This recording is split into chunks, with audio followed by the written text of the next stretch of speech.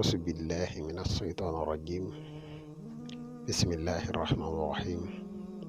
وإني أعيذها بك وذريتها من الشيطان الرجيم ربي أعوذ بك من همزات الشياطين وأعوذ بك ربي أن يحضرون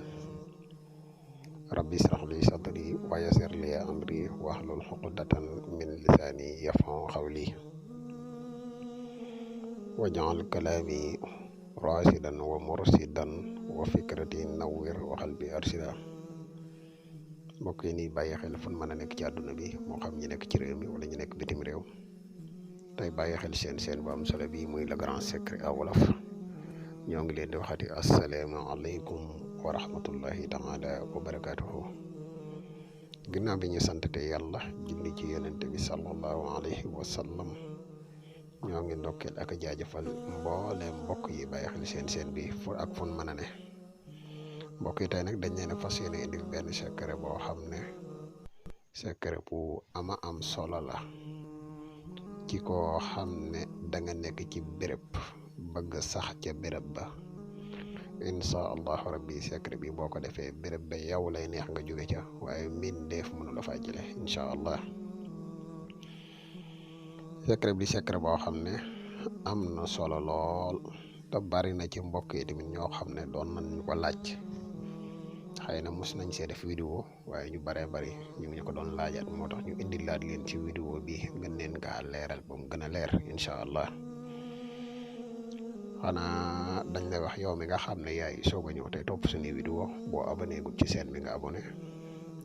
tey gën a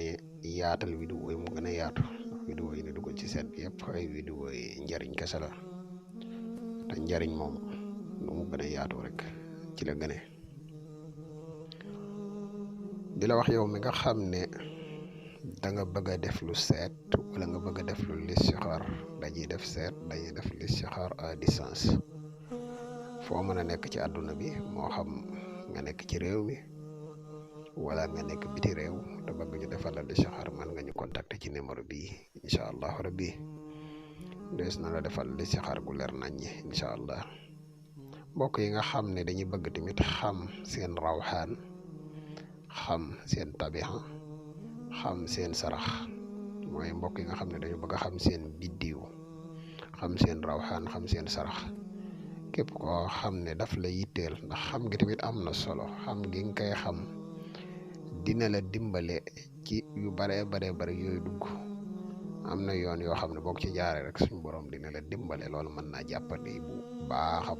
baax képp koo xam ne yitteel na la lool moom it mën nga ñu contacter ci même numéro bi incha allah rabbi dinañ la wax sa rawxaan dinañ la wax sa biddiw dinañ la wax sa sarax bi nga xam ne moo gën ci yow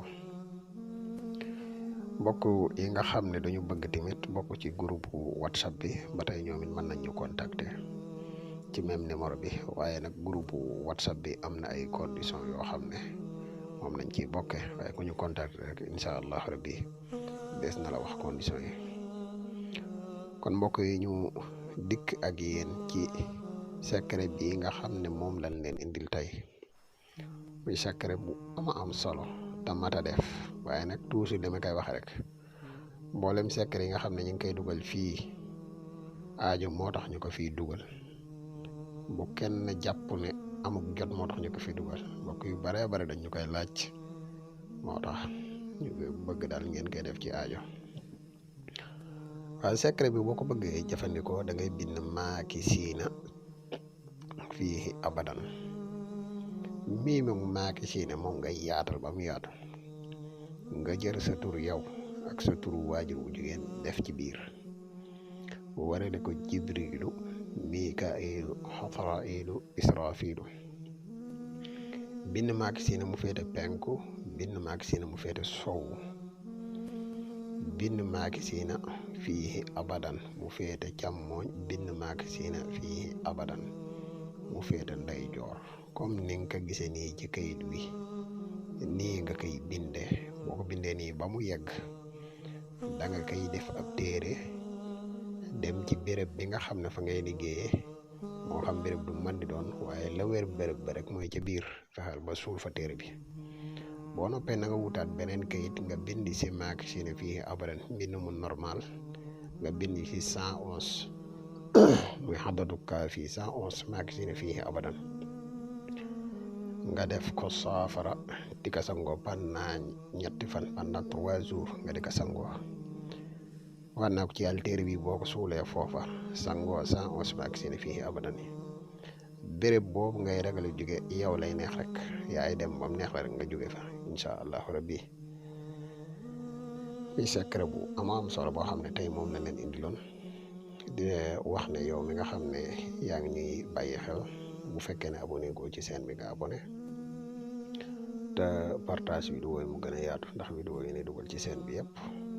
ay vidéo yi njëriñ kese la te njëriñ moom nu mu gën a yaatu rek ci la gën a jërë ngeen jëf. bul fàttee abonné te nga bës kolos bi ngir vidéo yi dugal nga man si jot.